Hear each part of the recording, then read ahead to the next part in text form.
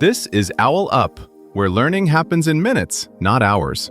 For a deeper journey, explore all our courses at owlup.co. Now, let's dive in.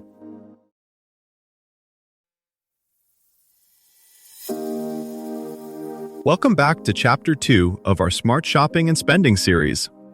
In this episode, titled Comparing Prices and Finding Deals, we're going to explore some fantastic tools and platforms that can help you make smarter purchasing decisions. So, if you're ready to save some money and find the best bargains out there, let's dive in. Your favorite online store quietly changes prices over and over in a single day, yet most shoppers never notice. You check a deal once, feel lucky, and hit buy, not realizing that, for another shopper 5 minutes later, that same item costs a lot less. So if prices keep shifting in the background, what does a good deal even mean?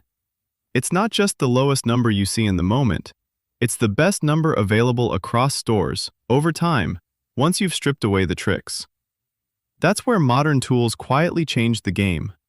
While you're just browsing, extensions like Honey or Capital One Shopping are already testing coupon codes and checking whether another retailer is cheaper.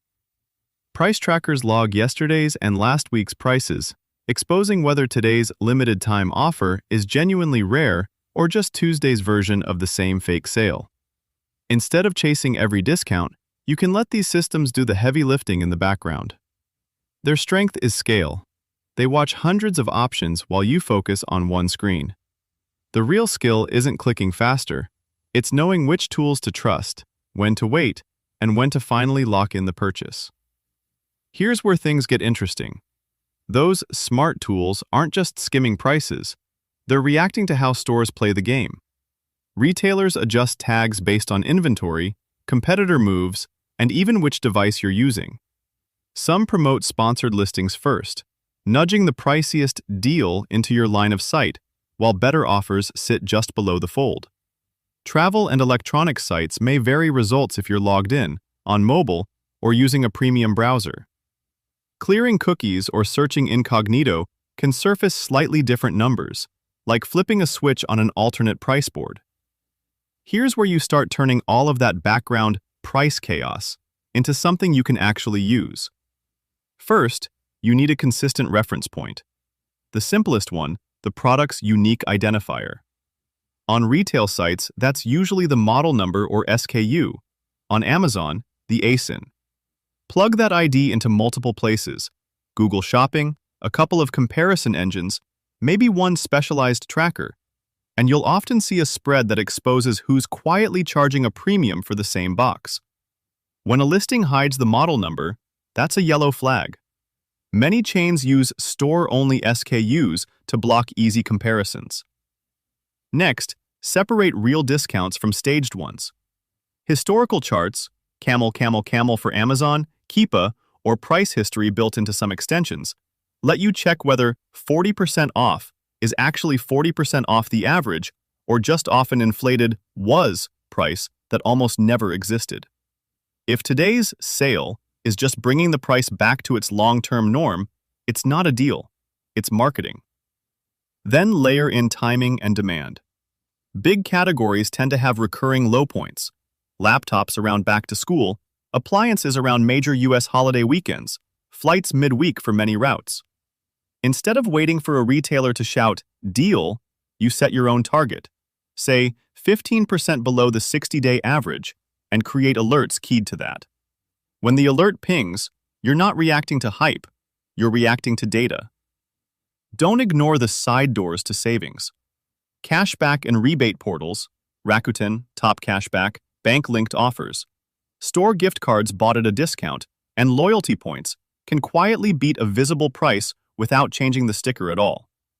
Many shoppers fixate on coupon codes and miss that a 10% portal rebate stacked with a discounted gift card can outperform a flashy promo. Finally, accept that you won't win every single price battle, and you don't need to. The goal is to raise your average outcome. Think of it like tuning a smart thermostat. A few intelligent rules. Check IDs across sites, verify price history, set alerts, stack 1 or 2 reliable perks, can automatically keep your spend temperature lower month after month without you obsessing over every single purchase. A practical example. You're eyeing a mid-range laptop for under $700.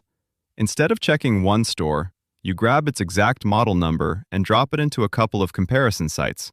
You quickly see 3 clusters: a few stores at $749, a big box at $719 with free pickup, and a lesser-known retailer at $679 but with spotty reviews and a restocking fee.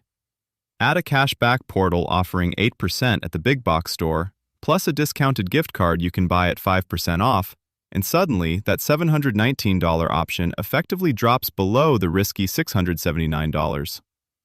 Another scenario, booking a flight. You search once in your regular browser, then repeat the same route in an incognito window and on a flight search app.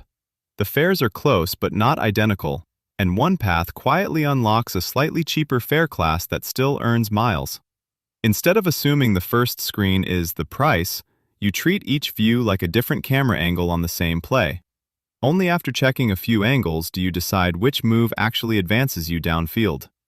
Soon your phone might quietly haggle for you, pinging multiple sellers, nudging each one down a few dollars, then auto-buying when the total package, price, shipping, rewards, hits your target. Think less clip coupons, more set rules. You'll choose guardrails, max budget, trusted merchants, data sharing limits, and let agents race in the background, like routers constantly hunting for the strongest signal. The more fluent you are with today's alerts and stacking, the more leverage you'll have when those systems start negotiating in your name. Treat this like training a rookie teammate. Start with one category, say travel or groceries, and test a single new tactic until it feels automatic. As you layer in alerts, portals, and timing, you're not chasing perfection, you're building a repeatable playbook that quietly tilts everyday choices in your favor, one purchase at a time. Before next week, ask yourself, where in my regular spending, like groceries, streaming services, or toiletries, have I just been auto-renewing or rebuying without ever comparing prices in the last 3 months? The next time you're about to buy something over $20, can you pause for 3 minutes and compare at least 2 other options, like checking a different store, an online retailer, or a used option, and notice how much you could actually save?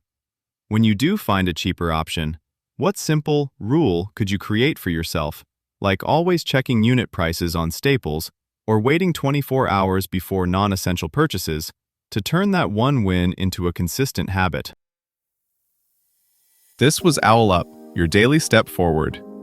This series continues with more chapters on OwlUp.co. Visit OwlUp.co to access the complete course and continue your learning journey. See you there!